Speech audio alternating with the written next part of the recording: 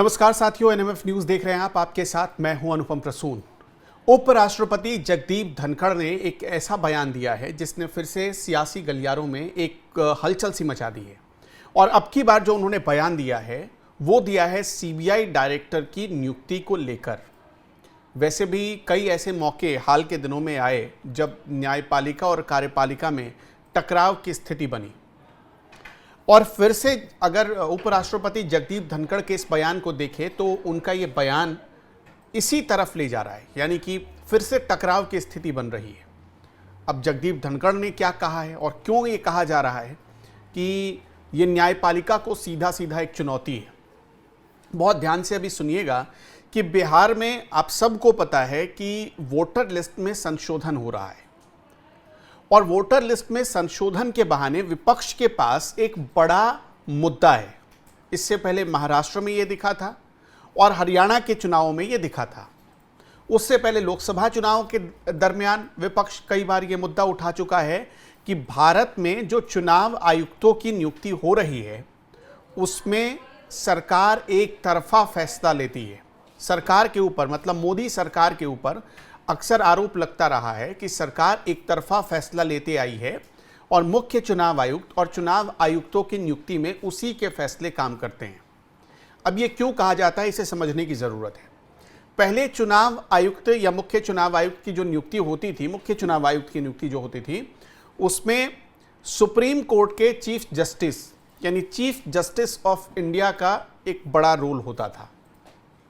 लेकिन सरकार ने इसमें संशोधन किया और चीफ जस्टिस ऑफ इंडिया को बाहर कर दिया गया। अब जब मुख्य चुनाव आयुक्त की नियुक्ति होती है तो प्रधानमंत्री ही फैसला करते हैं, उनके साथ साथ उनके मंत्री वो फैसला करते हैं, मतलब राजनीतिक लोग ही फैसला करते हैं अब। और पहले ऐसी व्यवस्था नहीं थी, तो विपक्ष के पास एक मुद्दा ये मिल गया था कि क्या मोदी सरकार एक तरफ जो संवैधानिक संस्थाएं हैं, स्वायत्त संस्थाएं हैं, जो ऑटोनोमस बॉडी है, उसको खुद ही चलाना चाहती है। अगर खुद ही सरकार चलाएगी तो फिर ऑटोनोमस बॉडी ऑटोनोमस नहीं रह जाती है, वो स्वायत्त नहीं रह जाती है, फिर तो वो सरकार के इन्फ्लुएंस पर काम करती है। ये आरोप मोदी सरकार पर लगता रहा है। लेकिन अब जो उपराष्ट्रपति जगदीप धनखड़ कह रहे हैं वो भी एक नया विवाद, एक नया द्वंद्व पैदा कर रहा है। उपराष्ट्रपति जगदीप धनखड़ ने कहा है कि जो सीबीआई डायरेक्टर की नियुक्ति होती है उसमें न्यायपालिका का काम ही क्या है, न्यायपालिका की ज़रूरत ही क्या है। अब उनका ये बयान सीधे सीधे न्यायपालिका को एक तरीके से चुनौती माना जाता है। अभी तक जो सीबीआई डायरेक्टर की नियुक्ति होती आई थी उसके लिए एक खास प्रक्रिया अपनाई जाती है। सीबीआई डायरेक्टर की नियुक्ति की प्रक्रिया से पहले यह देखा जाता है कि कौन योग्य है और नहीं है, और जो 3 लोग मिलकर यह फैसला करते हैं कि कौन होगा भारत की सबसे बड़ी जांच एजेंसी को चलाने वाला, नेतृत्व करने वाला, वो सिर्फ 3 लोग फैसला करते हैं। प्रधानमंत्री के द्वारा बनाई गई कमेटी होती है। इस कमेटी में खुद प्रधानमंत्री इसके अध्यक्ष होते हैं, चीफ जस्टिस ऑफ इंडिया इसके एक मेंबर होते हैं, और इसके अलावा जो सदन में नेता विपक्ष होता है, अगर नेता विपक्ष नहीं है तो जो सबसे बड़ी पार्टी है सदन के भीतर, उस पार्टी का एक नेता शामिल किया जाता है। लेकिन हाल के कुछ सालों में जब कांग्रेस के पास नेता विपक्ष का पद नहीं था, वो तो अभी आया है, लेकिन जब नहीं था उस वक्त ये आरोप लगाया जाता रहा कि ये कोरम भी सरकार ने पूरा नहीं किया, कई बार पूरा नहीं किया। तो अब एक बार फिर से जब उपराष्ट्रपति, और खुद उपराष्ट्रपति एक बड़ा संवैधानिक पद होता है, उपराष्ट्रपति ये कह रहे हैं तो ये जो टकराव की नौबत है ये और ज़्यादा बढ़ सकती है। वो तो सीधा सीधा यही कह रहे हैं कि चीफ जस्टिस ऑफ इंडिया को इस कमेटी से बाहर कर दीजिए, सीबीआई डायरेक्टर कौन होगा इसका पूरा फैसला सरकार को करने दीजिए। और जब जहां पूरे फैसले सरकार लेने लगती है वहां पर जो एक स्वायत्तता होती है वो खत्म हो जाती है। जो आज़ादी होती है किसी संस्था की, जो हम ये मानते हैं कि सीबीआई ना तो पक्ष ना विपक्ष किसी के इन्फ्लुएंस में काम नहीं करेगी, ये हम मानते हैं। क्यों मानते हैं? क्योंकि जो डायरेक्टर चुना जाता है, जो उसके लोग चुने जाते हैं, उसमें सिर्फ राजनीतिक लोग नहीं होते हैं बल्कि गैर राजनीतिक लोग भी होते हैं। तो इसीलिए ये अक्सर माना जाता रहा है। लेकिन अब यहां पर एक बड़ी मांग कर दी है, और आपको भी पता है कि अगर उपराष्ट्रपति ये बात कह रहे हैं तो इस बात को बहुत हल्के में लेकर नज़रअंदाज नहीं किया जा सकता। ये मत भूलिए कि वो उच्च सदन के सभापति होते हैं, उच्च सदन यानी राज्यसभा के सभापति होते हैं उपराष्ट्रपति। तो इस लिहाज से उनका बयान बहुत महत्वपूर्ण हो जाता है। तो क्या जो अगला सीबीआई डायरेक्टर बनेगा उसमें अकेले सरकार ही फैसला करेगी, या उन्होंने इशारा किया है कि ऐसा होने जा रहा है? अब आपको थोड़ा सा बता देते हैं, थोड़ी जानकारी के लिए, उसके बाद हम इस पर आगे लौटेंगे कि सीबीआई डायरेक्टर नियुक्त कैसे होता है, क्या योग्यता होनी चाहिए और कौन कौन लोग फैसला करते हैं। सबसे पहले तो ये देखिए कि योग्यता क्या होनी चाहिए। ग्राफिक्स के जरिए आपको हम समझाने की कोशिश करते हैं कि भारत की जो सबसे बड़ी जांच एजेंसी होती है उसका निदेशक कैसे चुना जाता है। भारतीय पुलिस सेवा यानी कि आईपीएस या फिर किसी अखिल भारतीय सेवा में कम से कम जो 30 साल का अनुभव रखता हो वही सीबीआई डायरेक्टर बनने के योग्य होता है। इसके अलावा सिर्फ इतना ही नहीं, आपका जो रिकॉर्ड है काम करने का वो भी अच्छा होना चाहिए। खुफिया जानकारी जुटाने का आपके पास अच्छा अनुभव होना चाहिए। कोई भी आपराधिक या भ्रष्टाचार का मामला आपके खिलाफ नहीं होना चाहिए, ये भी आप ध्यान रखिएगा। Delhi police special establishment act की धारा 4 के तहत सीबीआई का गठन हुआ था और उसके बाद से सीबीआई के डायरेक्टर चुने जाते रहे हैं।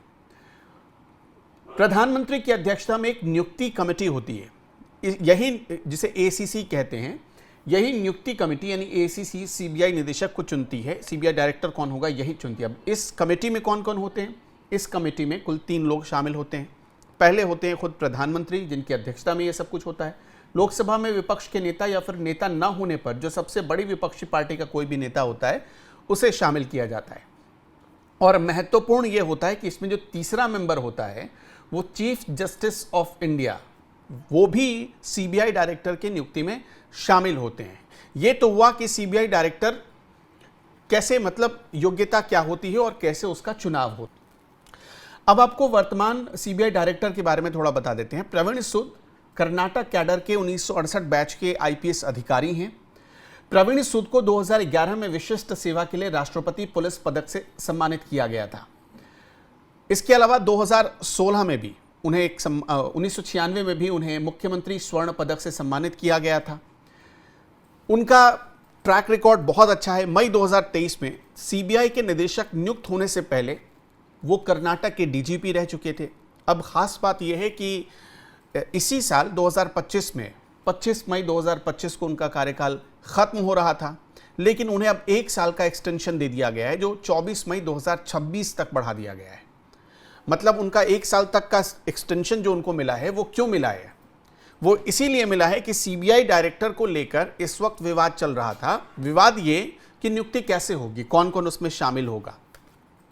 इसी विवाद की वजह से कहा जा रहा है कि नया डायरेक्टर नहीं मिल पाया, और जब नया डायरेक्टर नहीं मिल पाया तो इस पूरे प्रक्रिया को थोड़ा टाल दिया गया। मतलब 1 साल तक उन्हें एक्सटेंशन देकर सरकार ने थोड़ा वक्त ले लिया, थोड़ी मोहलत ले ली।